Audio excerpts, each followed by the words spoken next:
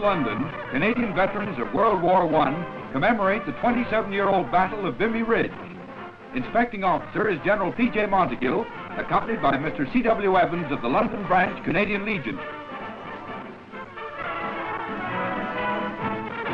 On parade are the Veterans Guard of Canada and a color party from the Legion.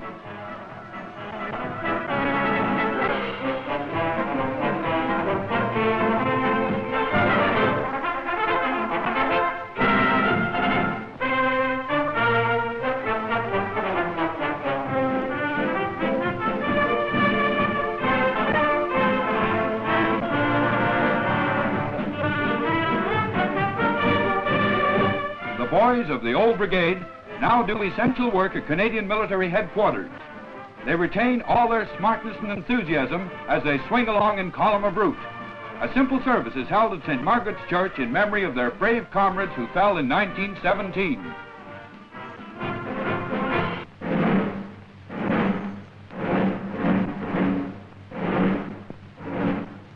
It's moving day at a port in the United Kingdom.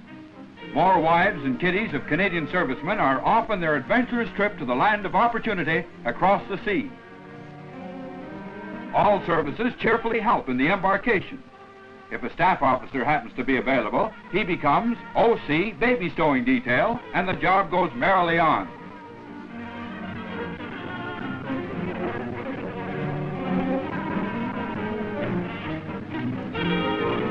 More than 1,000 British-born wives of Canadians have already arrived in Canada. Their letters have encouraged their sisters in England to make the journey.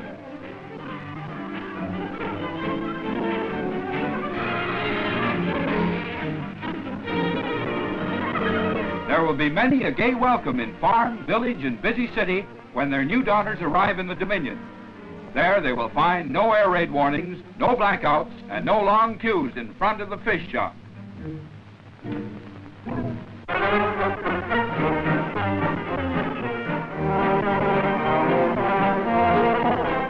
Welcomed at an airfield in England by Canadian staff officers and Canada's High Commissioner, the Honourable Vincent Massey, Mr. Mackenzie King arrives from Ottawa.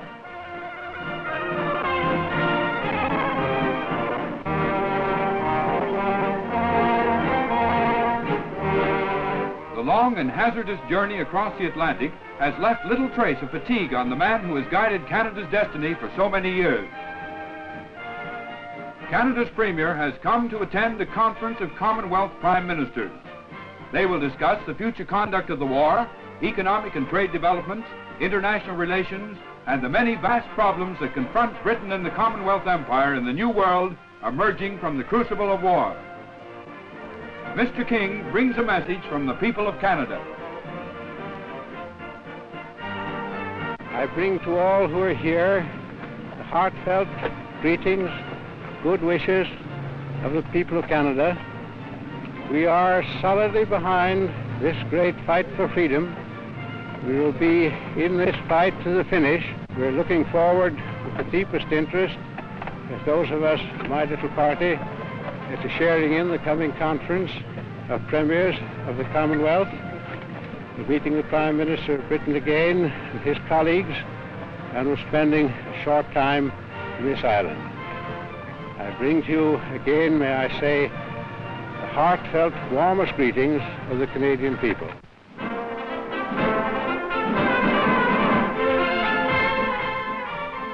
It's batter up for the opening game in the old Red Patch Recreation Park.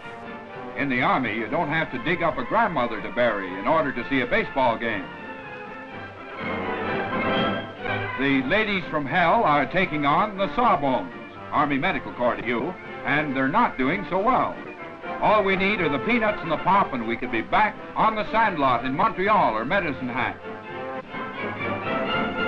It's a doubleheader today, and the Meds are dishing out a week's light duty to the winners, even if the winners are themselves.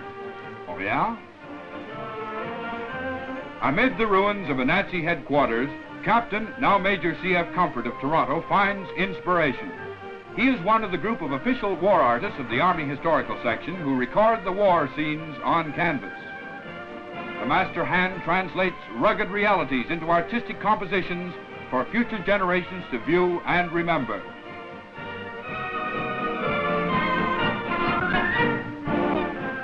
Canadian tank men and Indian infantry are friendly neighbors in one Italian sector.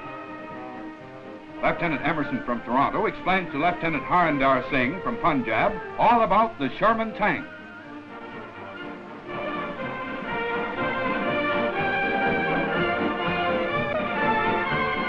Pretty good job, boys, don't you think? Just the thing to take the missus for a little spin around the Taj Mahal on your next leave.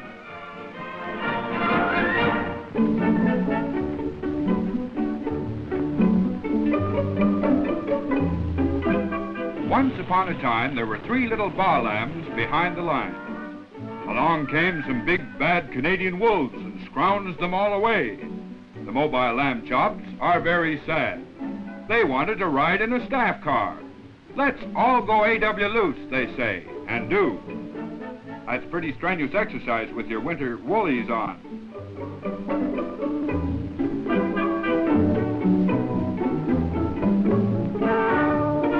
Luscious lamb stew is okay, providing you aren't the chief ingredient.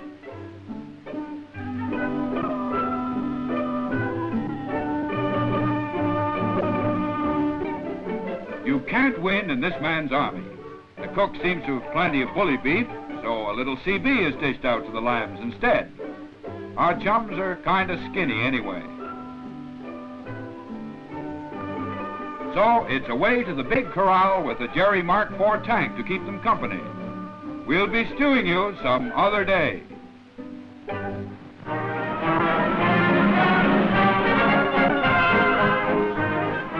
There's nothing like service with a smile. The Royal Canadian Corps of Signals provide you with a cup of tea, a smile, and your messages to boot.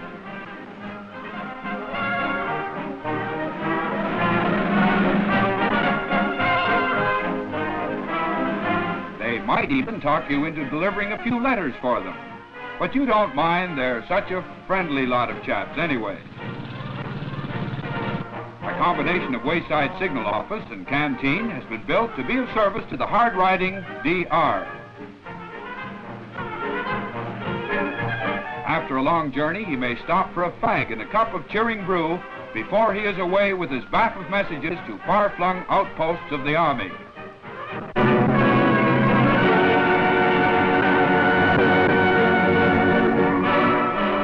It began in the mud and mire of merry England.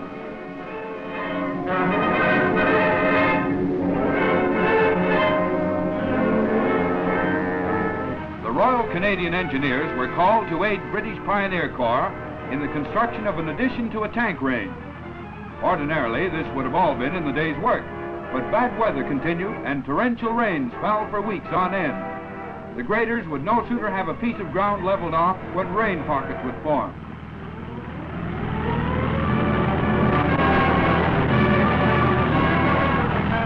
Before concrete could be poured, the job would have to be done all over again.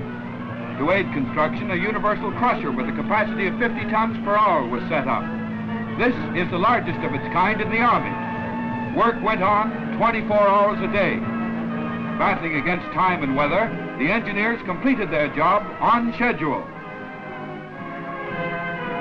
The spearhead of attack, the armored units find range work essential for training. Day by day, as bigger operations loom on the horizon, the once peaceful English valleys echo the thunder of guns from Iron Mastodon.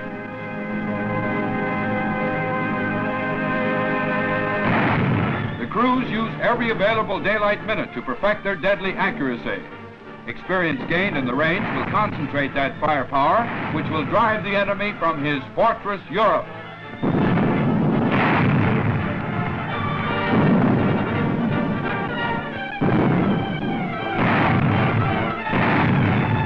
As they move into the war, in Italy or on the continent, the range training makes our tankmen a nightmare to the forces of oppression.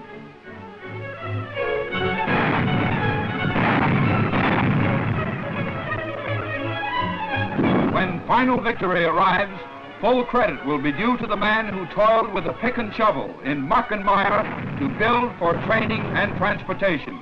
The man behind the gun.